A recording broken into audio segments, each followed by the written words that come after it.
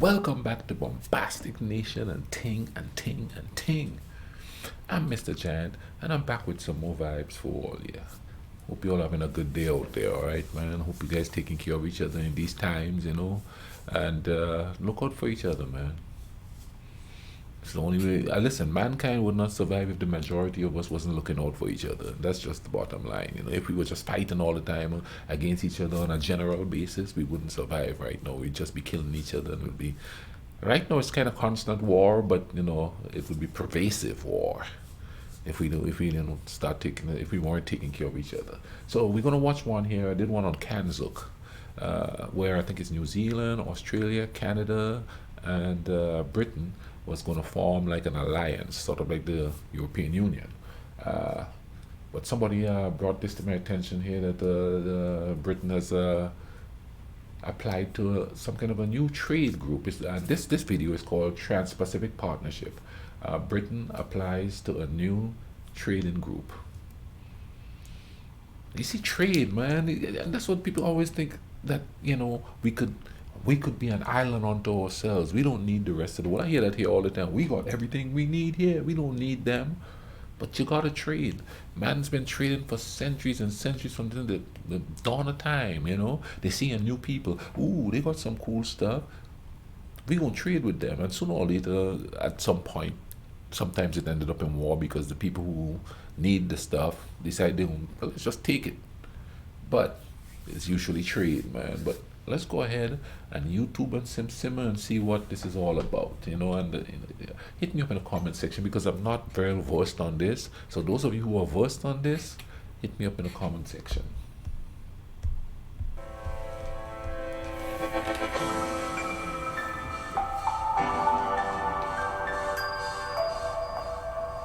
Hello and welcome to another TLDR Brexit Explained video. You might remember that almost exactly a year ago, the UK officially left the European Union. Countdowns were projected, confetti was launched, flags were lowered, and Farage shouted. A year later, the UK is making a big play, applying to join a new group of nations, the Trans-Pacific Partnership. Now, the TPP is very different from the EU, as we'll explain in this video, but it's a bold move from the UK on the anniversary of Brexit, and could show some of Britain's vision going forward. Before we get going, a quick shout out to the TLDR merch store. If you use code TPP, you can get 10% off any order over the next 3 days. That means if you wanted to buy a pin badge representing your favourite country, maybe even a TPP one, then that's 10% off. Or if you missed our colouring book before it sold out at Christmas, then you can pre-order the brand new 2021 edition for 10% off.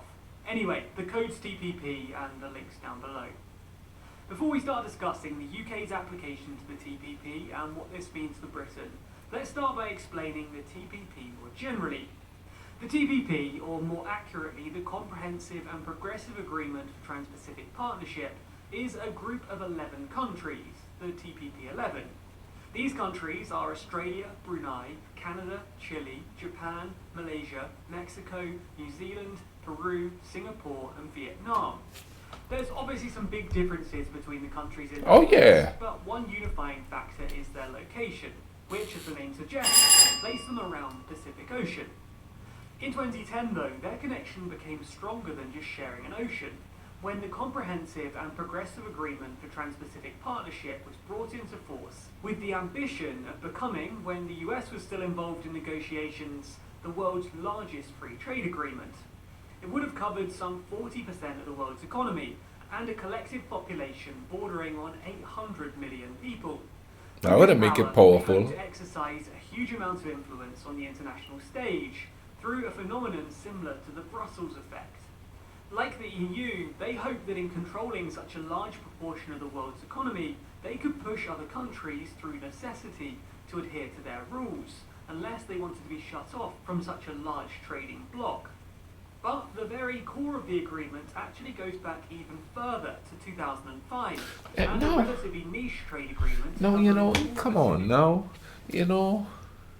Why you gotta do that? You know what I mean? If the trade is good for you, you trade, and then you share. But then it's gonna be able to make other countries do what you want. You see, you lost me there with that one. You know what I mean? Because I'm from a little itty bitty country. Where do we stand in that?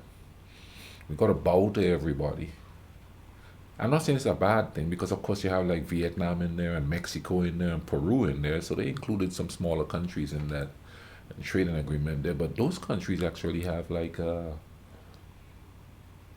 lot of natural resources that the world needs. Let's keep watching. Rim countries: Brunei, Chile, New Zealand and Singapore, better known as the Trans-Pacific Strategic Economic Partnership Agreement, or the P4. The P4 greatly reduced tariffs, increased ease of access for service partners, brought in a newfound focus on shared innovation, reduced red tape on customs, as well as sanitary and phytosanitary procedures, alongside the removal of technical barriers to trade and the acceptance of most favoured nation treatment, in effect, putting in place the building blocks for a customs union. In 2008, the then President of the United States, George W. Bush, announced that the US would commence talks with the P4 group, which sparked other countries' interest in the grouping, with the likes of Australia, Vietnam, Peru, Canada, Japan, Malaysia and Mexico all beginning talks. Under Obama, talks continued until just 5 years after formally commencing negotiations, an agreement was concluded on the 5th of October 2015. This contained 30 chapters on everything from tariffs and intellectual property rights to dispute resolution mechanisms and environmental standards. At the core of this agreement, some 98% of tariffs were to be removed or reduced. Non-tariff barriers when it comes to services were also to be removed, protecting service providers from discrimination. Investment rules would also be loosened, with ISDS clauses, something we discussed before, being included. Everything was in place for each country to sign and ratify. However, as a major party in the agreement, seen by many as the linchpin of the agreement, without the United States' signature on the dotted line, the agreement couldn't be put into force. To be taken into effect, the deal required ratification by February 2018 by at least countries representing at least 85% of the group's economic output. Given the size of the US economy, if the US wasn't on board, the 85% threshold could never be reached. Then, of course, in 2016, the US election happened, and the change in American leadership following the election of Donald Trump to the presidency ultimately led to America pulling out of the agreement, causing the agreement to have a massive great hole in it, legally, economically, and practically. Without US participation, the agreement in its current form could not go ahead. Undeterred, the remaining 11 nations pressed on with a slightly renamed Comprehensive and Progressive Agreement for Trans-Pacific Partnership, signed into force on March 2018. That, on the whole, was largely unchanged from the original TTP. At the heart of the agreement are two key concepts: rules and market access. On the rules front, CPTPP manages the relevant regulations underpinning trade, notably food safety regulations, as well as bans on the transfer of data, for example. On the market access front, as with the original TTP, the partnership resembles a relatively normal free trade agreement. In the words of the Institute for Government, the CPTPP provides for almost complete liberalisation of tariffs. Tariffs are retained in only a few highly sensitive areas. For example, Japan keeps tariffs on rice, while Canada's dairy industry is also protected. The agreement, at least originally, was designed in such a way to create a pathway to eventually forming a single market, replicating, in part, the European Union, with, as things stand now, the sum of the countries involved in the partnership totaling 10.6 trillion US dollars, or 13.3% of the world's GDP. So that's some history and background about the grouping the UK is applying to join. Yes, I know, we spent like 6 minutes doing history and background, but I think it's interesting and important to learn a bit more about the grouping the UK is trying to join. The government's hoping that Britain will be admitted into the club, and that joining the fast-growing group of nations will boost the UK's exports and the British economy. Speaking for the BBC, International Trade Secretary Liz Truss said that in the future it's going to be the Asia-Pacific countries in particular where the big markets are, where growing middle-class markets are for British products.